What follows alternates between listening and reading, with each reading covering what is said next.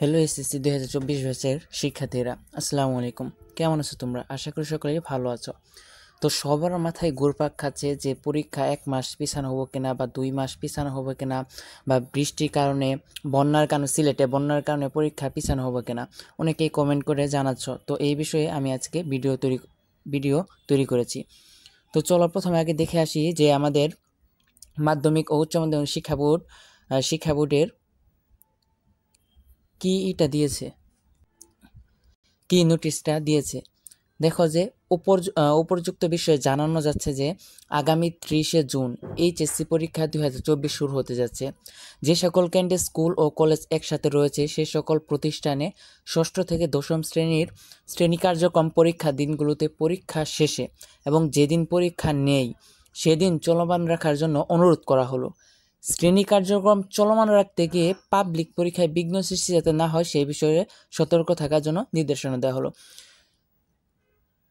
দেখো, এটা হলো মাধ্যমিক ও উচ্চ মাধ্যমিক শিক্ষা বোর্ডের নোটিশ। তো এখন যারা বলতেছে যে 34 দিন পরীক্ষা পিছানো হলো, 2 মাস পরীক্ষা পিছানো হলো, এগুলো সব ভুয়া কথা। এগুলো শিক্ষা বোর্ড কোনো নোটিশ দেয় নাই, সেজন্য তোমরা কেউ কানে নিবা না এগুলো কথাগুলো। আর সবসময় মনে রাখবা। আর একটা কথা, যে সিলেটে তোমার প্রচুর পরিমাণ বৃষ্টিপাত হচ্ছে, বন্যা হয়েছে, যার কারণে আশ্রয়কেন্দ্রে পর্যন্ত পানি উঠে যাচ্ছে। 2022 সালে পরীক্ষা পিছানোর একটাই কারণ ছিল সিলেটে বন্যার কারণে 2022 সালে সকল দেশে পরীক্ষা পিছানো হয়েছে।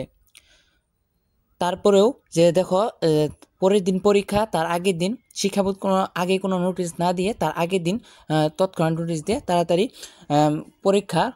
সকল পরীক্ষা স্থগিত করে দেওয়া হয়েছে। তো তোমাদেরকে প্রস্তুতি নিতে হবে 30শে জুন তারিখেই। 30শে জুনে পরীক্ষা হওয়ার সম্ভাবনাই সবচেয়ে বেশি। সুতরাং তোমরা 30শে জুন যে পরীক্ষা হবে এই ভেবে নিয়ে তোমরা অনেক পড়াশোনা শুরু করো।